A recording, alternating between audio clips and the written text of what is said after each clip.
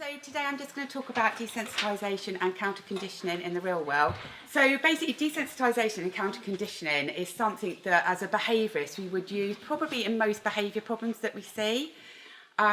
There is a very official term and how they're applied, and also there are, which is what I'm going to go through today, is to give you as the dog owner some help in how to use desensitisation and counter-conditioning, and also as a behaviourist how to make suggestions to your clients or as a trainer to your clients in order to be able to get the most out of desensitisation and counter-conditioning. So if we just have a look at the definition, in psychology, desensitisation is defined as the diminished emotional responsiveness to a negative, aversive or positive stimulus after repeated exposure to it. Who out in the audience has a dog that you've got a new doorbell, the doorbell rings, the dog goes, "What's that? I don't understand what that noise is." And then after about 2 or 3 tries, suddenly realises that doorbell means somebody exciting is going to come to the door. So very quickly they attach the fact that the doorbell ringing means somebody's coming, let's get really excited. It's quite common, even in situations where we've got a positive stimulus, that we are going to get increasing sensitivity to it. So we're not just talking about aversive or negative, we are thinking about positive ones as well. So just making sense of desensitisation, we do need to think about all senses. I think this is one where we very often think about the visual.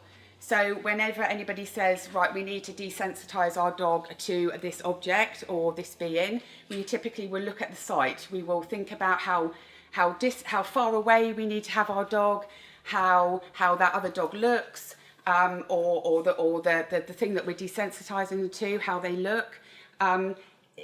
Very often I find that with my dogs especially, I've got one of those very helpful, or unhelpful as it is, concrete cats that is sat outside the front door of one of my neighbours just down the road. And I've got a sight hound that for the last 3.5 years of her life has reacted to the concrete cat as we've gone past, because it looks like one.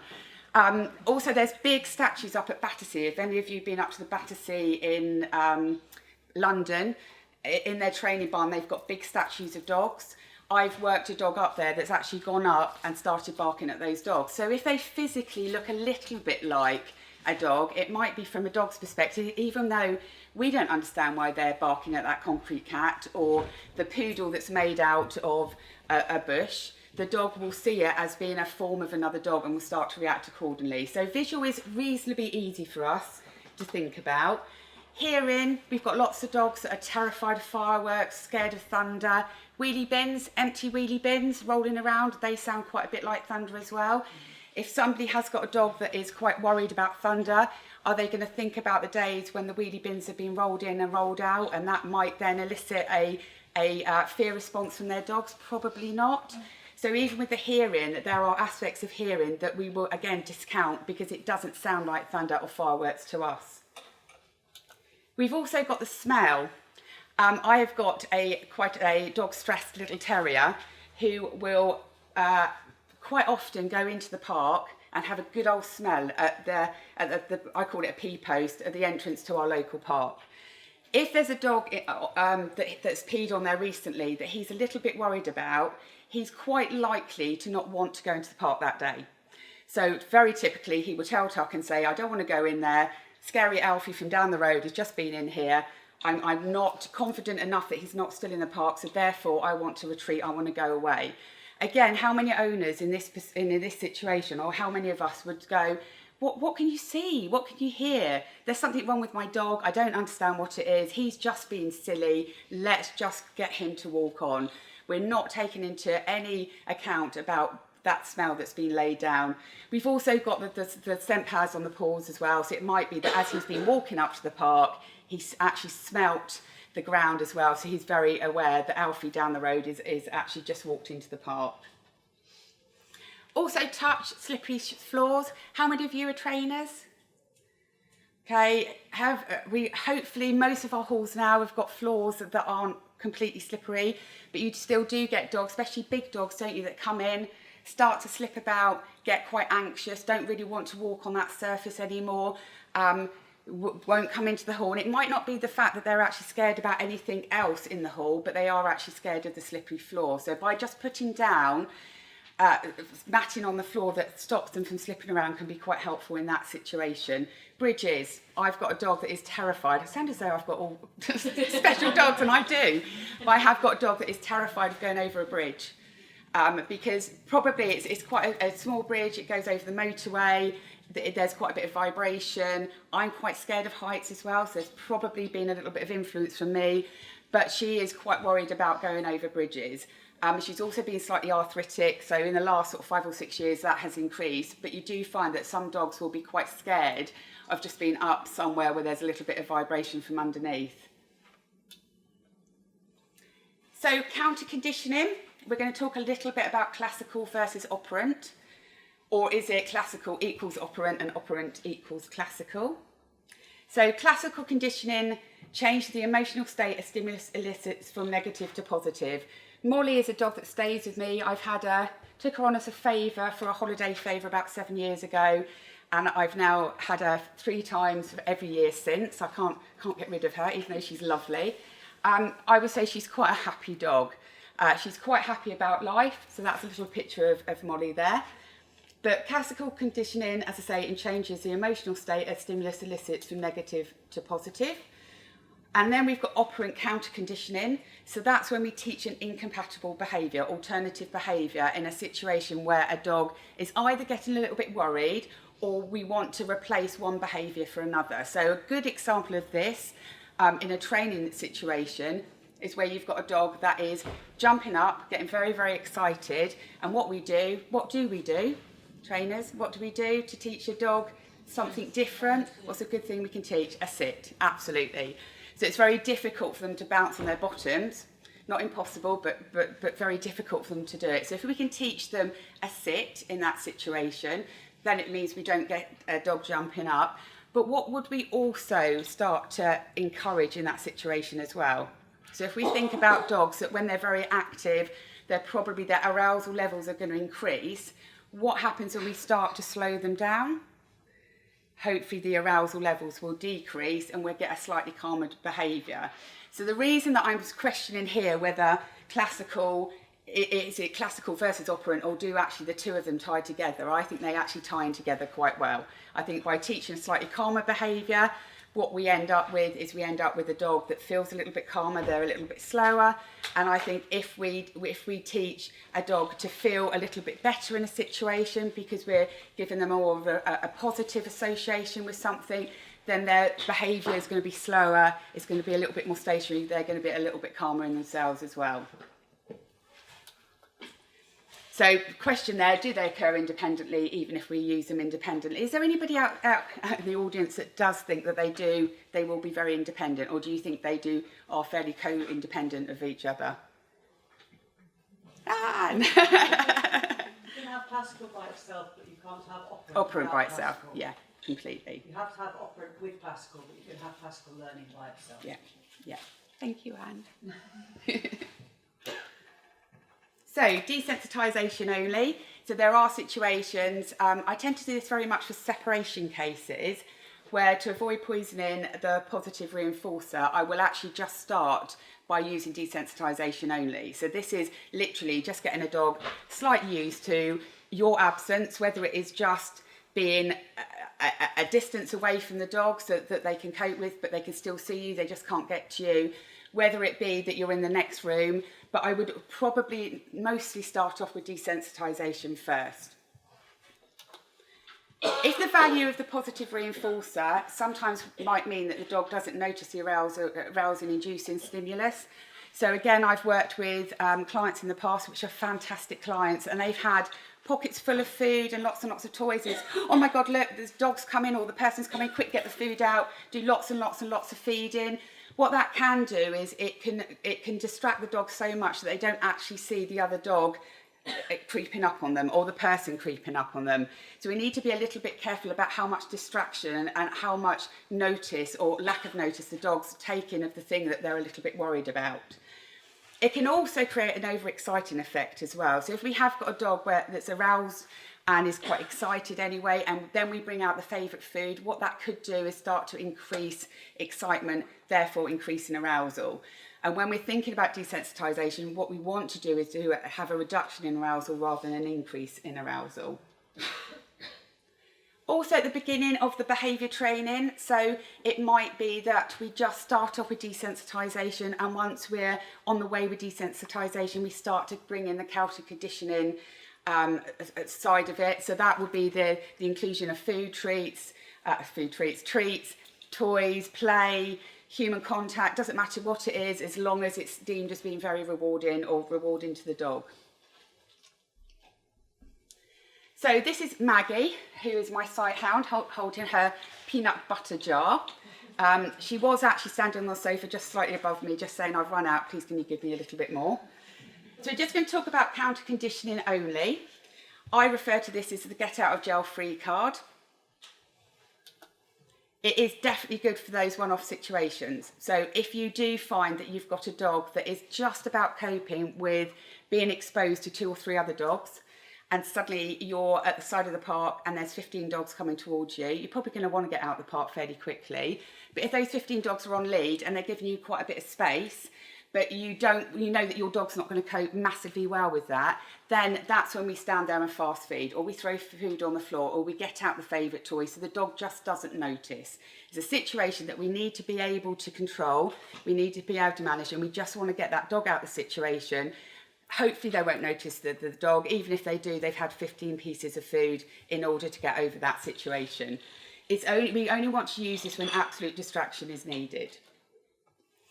And I would say that occasions of using this is going to be absolutely necessary for most programmes that we offer owners or that we actually work through ourselves. It's just because we have a complete inability to be able to control the environment or others in that environment as well. So we will need to use this at some point. It's not just feeding the dogs. A lot of people get very het up on, oh, we're just feeding the dogs, the dog didn't notice that situation. But actually, if the dog had have noticed that situation, the dog is likely to have reacted to that situation, therefore increasing sensitivity rather than reducing it. So if we can just get that dog out of that situation by using food, maybe throwing food so we can keep him moving, doesn't matter. We just want to try and get him out of a situation that he wouldn't have coped with if we hadn't. We do want to make sure from the owner's perspective, from our perspective, that it's only used for emergency situations and doesn't become commonplace. Basically, because in that situation, it is just Groundhog Day. They didn't really notice the dog, they got a load of food, they got out of it. We're going to have to use the same amount of food or maybe more next time. I worked a few years ago with a lovely bunch of clients who were very, very keen on helping their dogs to be more comfortable around other dogs. We started out what we called reactive rover walks, where we get a bunch of people out, they keep their dogs at a distance away from each other, take out all nice treats. And there were quite a few owners on the walks that would just feed their dogs the entire time and would try to shield them away from the other dogs. I'm not saying that the dogs weren't aware that the other dogs are there, because it's not just about visual, but how much benefit they were actually getting out of those sessions. I would say probably less than just giving them a little bit more distance and allowing them a bit more time to see and sort of feel what was going on. So how does the real world differ to the laboratory? We're completely unable to control the environment, aren't we? In a lab setup, you know who's coming in, you know what you've got in there. You might want to, if you're looking at dogs and their exposure maybe to sound, you might decide not to do it on a day when you've got a thunderstorm outside. You're able to do that. We're unable to control our environment. We can't stop as we're walking out through the front door, the next door neighbour coming out with their 5 or 6 dogs, or the cat opposite deciding that that's a day that he's going to come out and have a good old stretch on the driveway. So we're absolutely unable to control the environment. We're also, this is the big one, unable to control beings with the environment as well. One of my little dogs, who is very people fearful, I use one of the yellow jackets. I think there's lots and lots of places and times when the yellow clothing is really helpful. It really didn't help him at all. He's quite small, the wording was quite small. It basically said, anxious dog, give me space. And I had lots and lots of people that would try and approach him in order to read the jacket. So the jacket was removed very, very quickly because it really didn't help him at all. And that's the problem, that as Candy was saying, that if you've got a dog that is showing fear-based behaviours, a lot of people want to go up and approach and comfort that dog. But the reason the dog is showing those fear-based behaviours is because the dog is often worried about us. So actually we need to keep where we are or retreat in order to help that dog feel a little bit better. We also need to be aware that our dogs can see, smell, feel things that we can't. So there are going to be loads of things that are in the environment that a dog's aware of that we're not. And if we can't spot it, or if we can't hear something, how easy do we think it's going to be to desensitise or counter-condition a dog to that? If it's a sound that's out of our pitch range, we don't know it's there, so we can't diagnose it, we can't say it's that certain sound. We certainly then can't sound record it and start to use it in a desensitisation and counter-conditioning way. It makes it really, really difficult. It's exactly the same with the smell and the feel as well. We also have the risk of trigger stacking. So the example that I just used, I walked out and my next door neighbour came out with 5 dogs, and then the cat was stretching the opposite side of the road, and as I'm walking down the road there's 3 people in high vis jogging towards. If I've got a dog that's excited by cats, worried by dogs, definitely worried by joggers, definitely worried by people that are wearing high vis, by the time I've got to the bottom of my road, my dog is going to be highly aroused, going to be really worried, really, really worked up because of the trigger stacking. Again, in a laboratory, we could turn around and say, well, actually, I only want the dog in today, and I want the dog to come in with somebody in plain clothes. I don't want somebody there that's got high vis on. Also, we've got the influence of the dog-owner relationship. We know that ourselves. When I've ever had behavioural problems with my dogs, I always seek professional advice. I never try to treat them myself. I can't. I have such a relationship with my dogs that I will never, ever be able to do any proper, appropriate work with my dogs because there's a huge emotional component. We've got exactly the same thing with clients and owners that we're trying to help. And also, as I say, us as ourselves, when we're trying to go through a behaviour programme, it means an awful lot to us. Again, with the laboratory assistant or researcher, I'm not saying it doesn't mean as much to them, but it's definitely going to have a less of an emotional impact. So why is it harder to perform desensitisation and counter-conditioning in the real world? Even though we know this works, we need to find the right stooge subjects. Again, incredibly, when I used to work and do the reactive rover walks, we would start off with a really good distance. You would find that as people start to chat, they come closer. And they are coming closer together because they're social beings and they want to interact. They then stop noticing on what their dogs are doing. So it's really important that we do maintain that distance. Right stooge subjects, really, if you've got a dog that's worried about people, you really want to find one of those people that just, it's not worried about, not scared of dogs, but just doesn't see the point in dogs. They're amazing subjects to use because they just totally ignore the dog. They just don't understand why you've got a dog, but they're quite happy to just be around the dog. That's the sort of people, really, we want to be looking for when we're finding dogs that are, as humans for dogs that are people aggressive, sorry. We also need to find the right training environment. That's probably not going to be on the doorstep. It might be a drive away. If we've got a dog that's also quite worried about going into the car, that poses a huge problem to how do we get to that training environment in order to do some appropriate desensitisation and counter-conditioning. We've also got, as I mentioned, the occurrence of trigger stacking. So even if we have got a dog that is particularly good in the car, if they can see out of the car and as they're going along the road, they've seen Alfie, Charlie, the 2 dogs down the road that they're not particularly keen on, then even before we've got them into a place where we can do some appropriate desensitisation and counter-condition, we've already got a dog that's very over-aroused. We've also got that inability to always prevent sensitisation. One of the things as behaviourists and probably as owners you hear quite often is avoid anything negative happening, anything unpleasant happening. How easy do we think it is? If you think it's easy, put your hand up. Okay, so we all consider that it's really difficult to prevent that, isn't it? It's impossible. And the reason that we can't is because we're unable to control the environment. It's very difficult to actually control the external or internal environment. Also motivating ourselves and others to keep going. Those of you that are behaviourists and trainers, you'll know that week on week, when you're phoning your clients or getting your clients to come back to class, because the improvement can be quite slow, how difficult is it to motivate? How difficult is it to motivate ourselves? I've had situations where when I've been walking the 4 dogs and they've all got complex problems, where I've just hired the local field that cost me £10 an hour and gone out and allowed them to run around there because I really can't face going out and having to ensure that they're all going to be happy and it's going to be a comfortable walk, and I'm going to come back less stressed than I did when I went out. So motivating ourselves to keep going through a training program or a behaviour program is really, really quite tough. What we need to do is make sure that our goals are tiny and we keep a diary and we always look back, so rather than looking forward. So if we can look at the improvement we made from day 0 to day 10, that's so much better than looking at day 20, I've got to get there. Let's have a look at that first 10 days, and people then can start to look back and realise that they've actually come quite an awful long way with their dogs.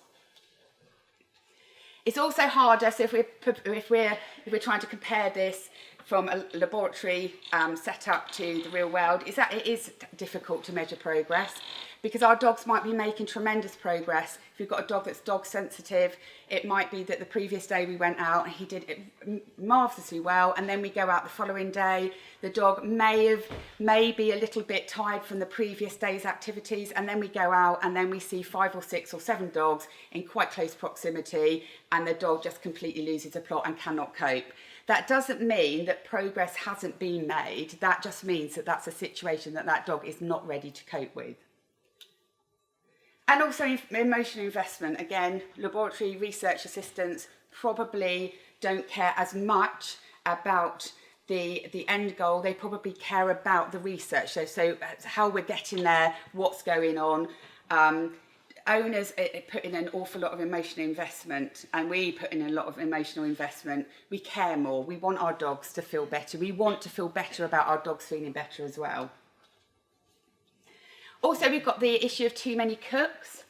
So in any situation where we have got 2 or 3 members of the family that might go out with our dogs, even though I very, very often tell my husband he must take treats out, must do this, must do that. There's very often that he will go outside and forget the treats. So he's got the 2 dogs, one that's quite dog reactive and people reactive, and he's forgotten the treat bag, or he does the wrong thing outside. So again, when we're working with our dogs, there is going to be influence from other members of the family that do need to walk our dogs as well. And also dog walkers, so anybody that does employ a dog walker, there's going to be a little bit of influence from them. So just going to very quickly run through some of the pros and cons about the counter conditioning tools that we might use. So I love the game Find It, which is literally just, there's something there, you spotted it, I'm going to throw a little bit of food on the ground. This is by the top right is my little terrier Tink, the latest addition to the family. It's quite good because it interrupts eye contact. I've got a very starey sighthound Maggie who will stare at another dog, which normally evokes the other dog staring back, and it all goes badly wrong from that point on. So if she looks and I throw a little bit of food on the ground, what it does is it just interrupts her eye contact. It also stops her noticing the other dog staring back at her as well. It is good for dogs that like to use their nose. My terrier, my 16-year-old terrier, if I threw out a bit of food, I'd literally have to pick it up and put it in her mouth because she just would not want to go and find it. So dogs that like to use their nose, it's really good. It might allow the handler time to explain that their dog needs space. So if we are in a scenario, we've got a person that's approaching us, we might be able to throw a bit of food down and just say, can you just stay there a minute? My dog isn't particularly happy with people. Can you just not come any closer? And actually, could you really help me in this scenario and just stand there just while I let him have a little look and then throw him a bit of food? So it gives us a little bit more time to explain. Sometimes it's not visual enough for some dogs, especially using those tiny weeny bits of food that we bring into classes and that we take out for our behaviour consultation setups. It might be that we've thrown it down, but actually it hasn't been seen, it's too small. The dog's a little bit sensitised anyway, doesn't really want to be searching on the ground, so we do need to make it a bit obvious. It's a bit like throwing a bit of food on the tarmac or the pavement, pavement or the road, not on the road, but on hard ground, rather than in grass and undergrowth. Because if we get to a situation where they can't particularly see it, they're going to have to search for it and find it. It might also prevent dogs from moving on. So these are the dogs that are very food motivated and they know the bit of food has just gone into there, and they're not going to move on until they find it. But we know that there's a dog encroaching towards us, coming towards us, and we really need that dog to keep moving forward. And we end up then almost trying to motivate them to move them away. And that can be quite disappointing for them, which can cause frustration, which again, if we're thinking about desensitisation, we're actually increasing arousal in that scenario. So we need to be a little bit careful. And it can also cause an increase in anxiety with dogs at resource guard as well. So if there is a little patch of food down that they're munching their way through and they know that there's a dog coming towards them, we might find that they start to get themselves into an increased upset state because they don't want the other dog stealing their food. Watch me. So this is Maggie watching one of my friends. She never watches me quite so good as that. So this is very good for dogs who are visual. It can be a signal to others that you're working with your dogs. If you're walking along and you're looking at the dog and the dog's looking at you, more often than not, people won't interrupt you in that scenario because they think that you're doing something with your dog. It can be helpful to dogs with a confident owner. So if we're going along and we're smiling and we look very, very confident, the dog may get feelings from us that everything's going to be okay. We don't need to worry about it. Although panic on an owner's face might unsettle a dog, so we need to be a bit careful. So if we are using the watch command with an owner that's likely to look really panicked, then we need to be a little bit careful that we're not getting the dog then to start looking at that owner's face and then realising there's something scary about to happen. Also, some dogs find eye contact really uncomfortable, don't they? So again, in training classes, probably when you're teaching the focus on me and you've got the treat down and you brought it up, you do get loads of people that are like that, looking at their dogs. And the dog looks really, really uncomfortable with that. So we do need to be careful if we have got a dog that does find eye contact uncomfortable. Also, too much focus on an owner means that they miss the scary thing as well. And again, if they can't see it and it suddenly appears behind them, that's going to be tremendously scary for them. So we need to make sure that we're not maintaining too much eye contact. We are given the opportunity to see what's going on around them. Settle. So this is typically used, especially for separation cases, probably very typically used in class as well. And basically what we're doing is we're practicing relaxation with our dogs. Does any of you, especially the trainers, do you think that talk settle really produces a settled dog? Hands up if you do. So the dog's laid down, you're going past and just flicking a little bit of food or doing it so the dog isn't really aware that you're producing the food. Do you really think that that will produce a properly switched off, I'm going to go to sleep, settled dog? No. Yes? Do you think? I don't. So I think, especially if you've got a dog that is slightly motivated by food, I think what it typically would do, they will get to a point probably where they've had enough food and then they'll switch off. But I think if we're thinking about a short term for a separation case, what we could end up with is a dog that just remains a little bit switched on. So we need to just be a little bit careful. It's a bit the same with food toys as well. It can give the dog something else to focus on in a situation where we have got them away from us and settling and they're comfortable with it. But also there can be a little bit of an over-reliance on food as well, especially if you have got a very highly food-motivated dog. Sometimes the dog fails to notice the fear-inducing stimulus, so i.e. the owner's departure. I work at Dogs Trust. I work with huge numbers of dogs that show quite high levels of frustrated behaviours. One of the recommendations is that you use food with a dog to start a separation programme. The food runs out, the owner's gone, massive double burst of frustration. So we do need to be a little bit careful with the use of food toys. Alternative behaviours. So sitting, nose touch, you might not always get a dog out of trouble. So we need to be a bit careful with teaching hand targets when we've got a dog that might bite, just in case they do decide to redirect and our hands are in the way. Also, what happens when an owner isn't present to reward as well? So if a dog is in a situation where we've taught him a talk settled and it all seems to be going really, really well, and then we start to move out the house, if the dog then is really quite dependent on the owner returning at a certain time frame to reward, it might be then that the reward isn't present, the dog then really struggles to cope. The alternative behavioural response invite interaction from another person. Can that confuse others? So the dog that's sitting very quietly by our side, and if we're doing some desensitisation and counter conditioning outside a shop because we want the dog to have view of people, might that then actually invite people to come out and touch the dog or come towards us? So we do, again, need to be a little bit careful. Maybe just moving up and around is just going to cause that dog to less likely to attract the attention of others. So just going to go through very quickly 3 case studies. So Penny was a dog that I had. She died about 3 years ago now. She was very, very worried about silent dog whistles. It basically got to a stage where if we turned up in any woods, if anybody had Labradors or any gun dog type dogs, or was wearing gun dog attire, she would get straight back into the car again because she associated that particular look with the presence of the silent dog whistle. Impossible to desensitise her to that. Really, really, really incredibly difficult. So just because I couldn't hear anything didn't mean that she didn't. Tom's owner couldn't smell anything, so wasn't sure why. Sometimes she'd open the door and Tom wouldn't want to go out for his walk. And it's basically, there's a lamp post a few feet away from Tom's door.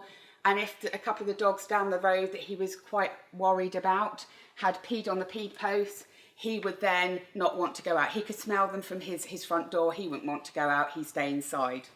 Also, Archie was people reactive, and Archie's owner wasn't sure why Archie was so worried about walking past the local shop when it was closed. She couldn't see anybody, but Archie didn't know that the shop was closed. He would do the same walk in the morning. She would normally be the other side of the road because she knew that there were people in the shop. And then in the evening when the shop was closed, she'd cross over and try and get him to go past the shop, and it absolutely terrified him.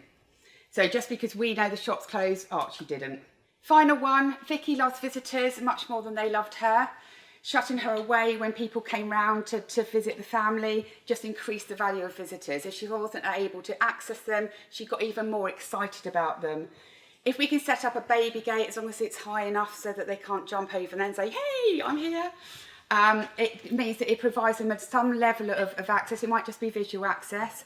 Sit and find it. If we can use that game with excited dogs, sometimes that can struggle because actually excited dogs really do struggle with an activity, so if we can give them something to do. And also doorbell training, we need to do that separately to avoid trigger stacking. So if we've got a dog that as soon as the doorbell goes, starts to get excited and then the visitor comes in, if we can actually teach that the doorbell equals something else, which is just a little bit calmer, then it means that when we start to put the two together, the dog might just be able to cope a little bit better. So, going to run through these quickly. Real life tips, always work outer edge of park.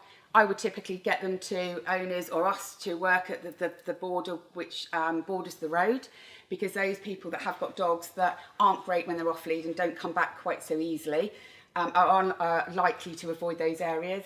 Tabard or dog coat, requesting dog is given space or ignored. It can be a tabard for us. So with my little Tim on, I basically had a tabard that did say, not owner worry, but dog worried about people, please avoid. And that just gave a little bit more of a visual sign. Check out the area without the dog. So go there first, see what type of dogs or people that you're getting in the park or in the location that time of day. If we're going to work and do desensitisation with dogs, probably for people, petrol stations versus pet shop, what would happen on the outside of a pet shop? If we're standing outside with quite a cute looking dog, we're going to get everybody rushing over trying to say hello to them. Whereas if it's a petrol station, people are putting the petrol in, they're rushing in to pay, they're coming back out again. It's quite a fast throughput of people as long as you've got dogs that are comfortable with cars, but they're less likely to want to come over and interact. And also perfect a this way or turn around to get our dogs out of tricky situations. So we need to understand the effects of trigger stacking, always ask for help from those who have experience. Remember, you're not alone. There's so many Facebook sites now that have Reactive Dogs UK, so we know there's thousands of people out there in exactly the same situation as us. Make sure we keep our dogs safe, we mustn't take risks, and don't trust people to do the right thing. Family the worst, family are definitely worse, but unless you show somebody a video of what you want them to do and you get them to rehearse it, and even then they still might do the wrong thing. We can't trust people to do the right thing for us. And always make sure that we finish on a good note. And thanks for listening. This is my little terrier at 4 months old. Thank you so much.